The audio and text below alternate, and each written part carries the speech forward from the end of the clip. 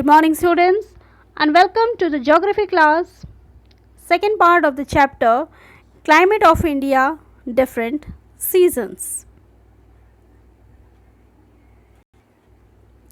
Let's read about the four seasons that prevailing in India. And the first one is the summer season or hot weather season. The summer season prevails in the month of March to May or June, and in this season the sun rays more or less directly falls over India.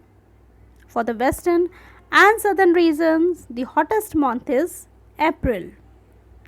May is generally considered as the hottest month of the summer. The temperature reaches even more than 48 degrees Celsius in this season in the May or June, and in the season the highest temperature is found in the northern plains. The Deccan Plateau is relatively cooler due to its altitude.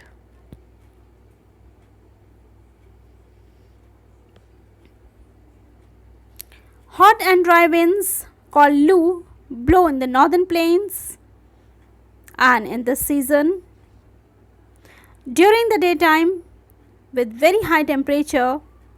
During this period, cases of sunstroke are also reported. The second season is the winter season or cold weather season. The winter season prevails in the month of November to February. The sun rays do not fall directly over India in this season. As a result, the temperatures are quite low in northern India and varies from minus 5 degrees Celsius to 15 degrees Celsius. While in South India, the temperature remains around 25 degrees Celsius. It means the winter season remains more severe in the north rather than in the south. The lowest temperature is found in the northern parts of India since it is far away from the moderating effects of the sea, and on the contrary, due to its nearness to the sea and equator, the Deccan Plateau remains warmer.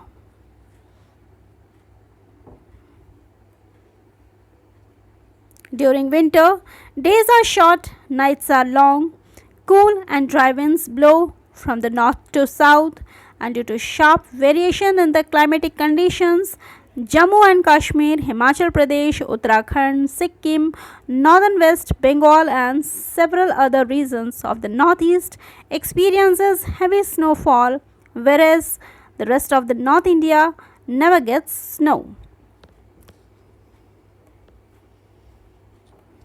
Now the next one is the rainy season or southwest monsoon season. The rainy season begins in June and it remains up to September. It is controlled by the humid southwest monsoons. It gradually sweeps across the country starting in late May or early June.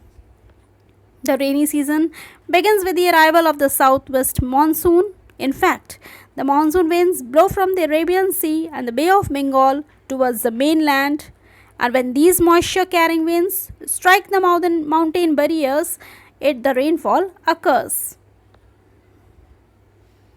In this season, the low atmospheric pressure exists over the northern plains, which is enough to attract the moisture bearing winds from the Indian Oceans also. And due to the triangular shape of the peninsular India, the southwest monsoon winds are divided into two branches, the Bay of Bengal branch and the Arabian Sea branch.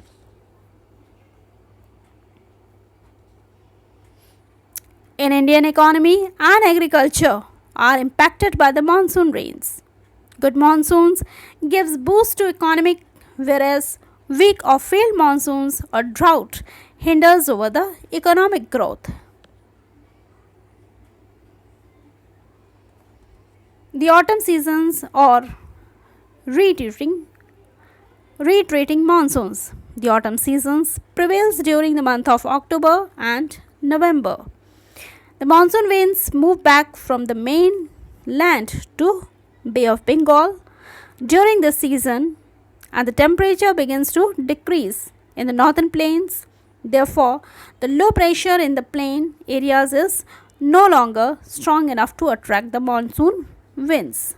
And due to this reason, the monsoon winds retreat from the mainland and these winds blow from the land to sea, thus they lack moisture and rainfall. When these winds cross the Bay of Bengal, they absorb plenty of moisture, which causes heavy rainfall in the southern parts of India, particularly in Tamil Nadu and in Andhra Pradesh. So let's add to our knowledge.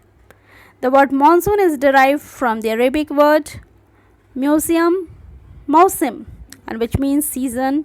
The monsoon winds blow from sea to the land for 6 months in the summers and from the land to the sea for another 6 months during the winter. So that's all in this chapter. Thank you.